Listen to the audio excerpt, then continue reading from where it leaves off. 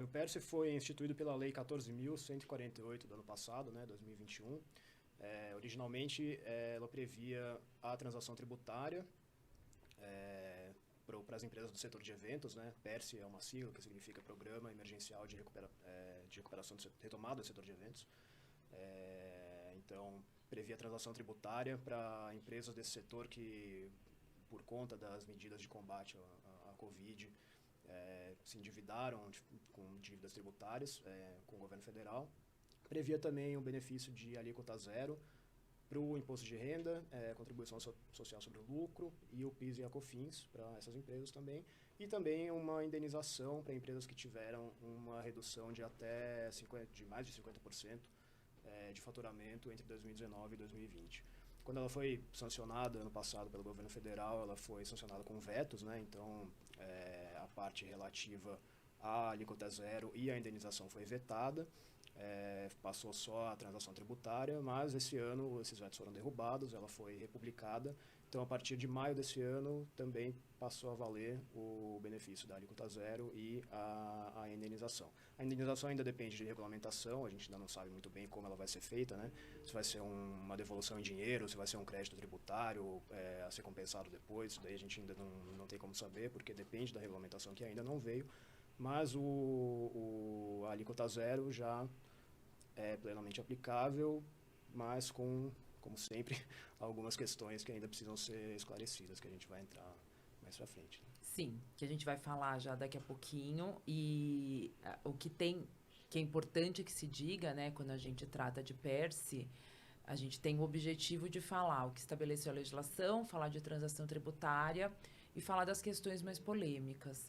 Mas é importante que a gente coloque o PERSE no contexto da pandemia, né? Porque hoje, quando a gente olha o benefício, ele parece um benefício muito relevante. Mas a gente precisa lembrar que estamos tratando de um setor que foi altamente impactado, né? A gente teve, em razão da pandemia, um impacto geral, mas a gente sabe que alguns setores até se fortaleceram com essa questão toda de isolamento. Mas quando a gente fala de turismo, questão dos cinemas, eventos, feiras, de fato, as pessoas não saíam para esse tipo de atividade, né? Então, foi um segmento altamente impactado e que, mesmo nesse retorno, algumas das atividades ainda sofreram a mudança da própria alteração dos hábitos das pessoas. Então, ainda vão precisar de tempo para se reacomodar diante desse novo cenário. Então, é nesse contexto que vem a legislação. Então, é uma legislação que vem com o objetivo de trazer alívio a essas atividades. Nessa questão de trazer o alívio é que vem a transação tributária. A transação tributária não é apenas para aqueles débitos gerados nesse período, mas sim para os débitos existentes. E tratando de transação tributária, de maneira muito, muito resumida, a gente sabe que o Fisco Federal, especialmente a Procuradoria da Fazenda, até o momento, a gente tem previsão agora para isso também alcançar a receita, mas ainda também não regulamentada. Então, quando a gente fala de PERSE, a gente vai falar de Procuradoria da Fazenda. A gente sabe que a Procuradoria da Fazenda tem tido muito sucesso na questão das transações tributárias. Então, foi criar condições especiais para atividades que precisam dessas condições diferenciadas. Então, se eu tenho uma certa estabilidade, se eu tenho contribuintes em mesma situação, esses contribuintes devem arcar com seus compromissos. Mas uma atividade em especial, como é o caso aqui das abrangidas pelo PERSE, passaram por dificuldade financeira, estão passando, né, como a gente já falou, então cabe uma negociação especial das suas dívidas, e para isso que veio a transação tributária específica voltada para o PERSE. E, nesse caso, o que a gente tem é ali um sistema da Procuradoria da Fazenda, o Regularize, e vai ser necessário que se pleiteie essa adesão ao PERSE, e vai haver um despacho, já estão acontecendo, inclusive, já são diversas empresas e diversos segmentos ali alcançados que fizeram adesão ao PERSE para a transação tributária. A diferença, a gente vai falar em algum momento, é que precisa de adesão e deferimento.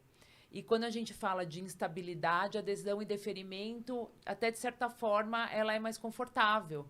Né? A Adalberto vai falar disso quando a gente falar das questões contenciosas. Então, na transação tributária, pede nas condições de redução do todo, né? Nessa limitação de redução do todo de 70%, é muito relevante, é uma redução muito, muito significativa.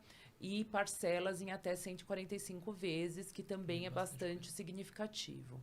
Né? Então, essa é a condição da transação tributária para o PERSE, e a gente acredita que seja uma boa oportunidade, inclusive prorrogada, né? Agora até o final de outubro. Então, vale buscar fazer as contas e verificar nesse contexto todo que a gente vai falar de PERSE, onde entra a questão da transação.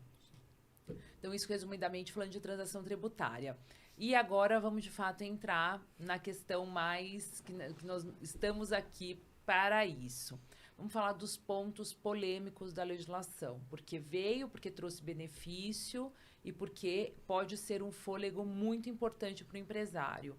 Mas tem alguns pontos que geram alguma dúvida e desconforto. Pode colocar, Lapinha, quais são eles? Bom, como você disse, né, a primeira questão que eu acredito que deva trazer um pouco de desconfiança até para o empresariado é a questão de você não precisar de um deferimento da Receita Federal, né, para poder já aplicar essa questão da alíquota zero.